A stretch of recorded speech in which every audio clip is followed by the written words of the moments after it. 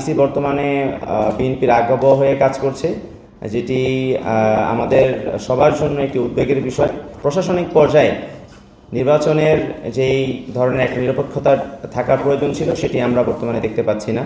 ইতিমধ্যেই আমাদের কাছে অনেকগুলো রিপোর্ট এসেছে যে বিভিন্ন জায়গা থেকে প্রশাসনিক কর্মকর্তা যারা আছেন, প্রিজাইডিং অফিসার হিসেবে যাদেরকে নিয়োগ দেওয়া হচ্ছে, সুনির্দিষ্টভাবে একটি দলের যারা মতাদর্শের যারা আছেন তাদেরকেই বিভিন্ন গোয়েন্দা সংস্থার যে রিপোর্ট, সেই রিপোর্টের উপর ভিত্তি করে তাদেরকে সেখানে নিয়োগ প্রদান করা হচ্ছে। এবং একই সাথে আমরা উদ্বেগের সাথে লক্ষ্য করছি যে নির্বাচন কমিশন তাদের কাছে দেশে একটু বৃহৎ রাজনৈতিক দল বিএনপি তারা বিভিন্ন বিষয়ে তারা দাবি উত্থাপন করেছিলেন। তার মধ্যে একটি হলো বিএনসিসিকে নির্বাচনী পর্যবেক্ষণ থেকে তাদেরকে বাতিল করা। ওদের স্বপ্ন পূরণে পাশে থাকতে পেরে আমরা গর্বিত।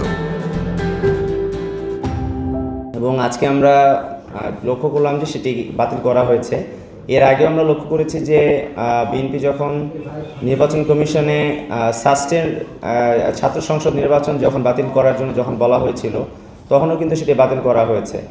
এবং আমরা আমাদের জায়গা থেকে এই বিষয়টি উদ্বেগের সাথে লক্ষ্য করছি যে ইসির কাছে বিএনপি যেই ধরনের দাবি দাওয়া উপস্থাপন করেছে, ইসি তার সকল কিছুই এখন পর্যন্ত বাস্তবায়ন করেছে।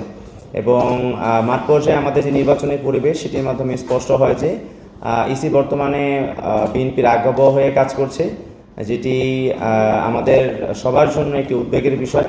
কারণ আমরা চাই যে আগামী 12 ফেব্রুয়ারি যে নির্বাচন, সেটি নিরপেক্ষতা বজায় রেখে যেন সেটি অনুষ্ঠিত করা হয়। কিন্তু সেই অনুষ্ঠিত হওয়ার যে ধরনের পরিবেশ, সেই পরিবেশ আসলে আমরা বর্তমানে দেখতে পাচ্ছি না।